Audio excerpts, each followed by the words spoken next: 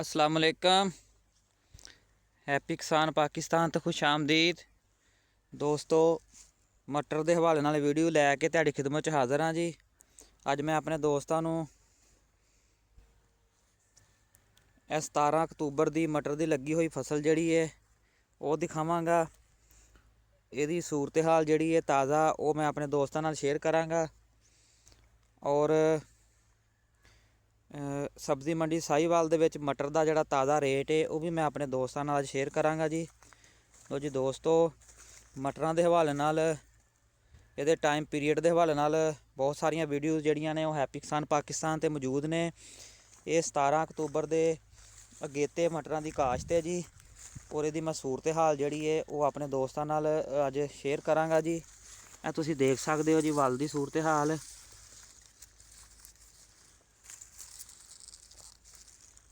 इस पोजीशन दे विच ये वल पहुंची है जी। ਇਹ ਤੁਸੀਂ देख सकते हो जी।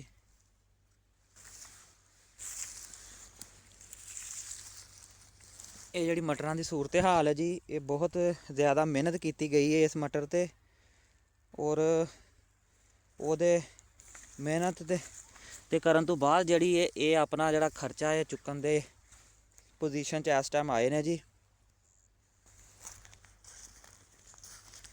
मटर की अगेती काश्त जिहड़ी है वो कामयाब जिहड़ी वो नहीं हुंदी, इहो ही पोजीशन बनती है। बहरहाल बहुत सारे दोस्तों ने अपना मटर जिहड़ा है वो बिल्कुल ख़त्म कर दिता, क्योंकि वो बिल्कुल ही जिहड़ा है वो फारग हो गया, उसने फल ही नहीं उठाया। बाकी इस भाई ने काफ़ी ज़्यादा मेहनत जिहड़ी है कीती है।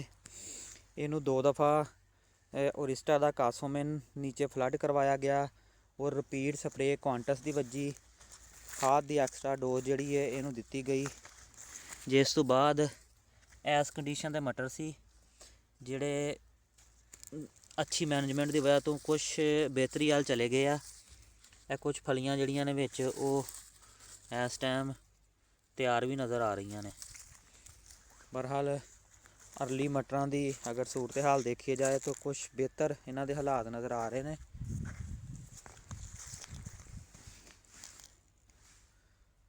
और यह उम्मीद की जा रही है कि इन्हां दी जिहड़ी पैदावार है ये 20 तो 25 थैले दी आ जाएगी और अपना जिहड़ा खर्चा जिहड़ा है चुक जाएंगे। बड़ी अच्छी ज़मीन सी, मटरां दा सीड भी अच्छा सी, मैनेजमेंट भी अच्छी है। सिर्फ अगेती काश की वजह तो मौसमी सूरत हाल ने भी, मौसमी हालात जिहड़ी सी वो भी फेवरेबल नहीं सी, जिहदी वजह तो मटरां दे फील्ड जिहड़े आ वो काफ़ी मुतासर होए ने।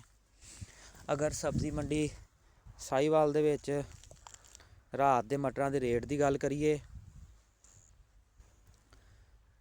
कल 15 दिसंबर सी जी और मटर का रेट जिहड़ा है वो रात थोड़ा जिहा डाउन होया है। 5,000 तो ला के 5500 रुपये तक जिहड़ा चंगा मटर है वो सेल होया है। 2 दिन पिछे अगर चले जाइए तो ये रेट 7,000 तो 7500 रुपया सी।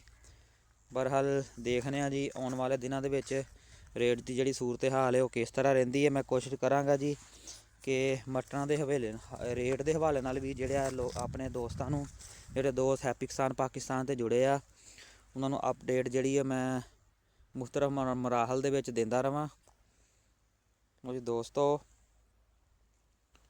मटर के हवाले नाल वीडियो सी,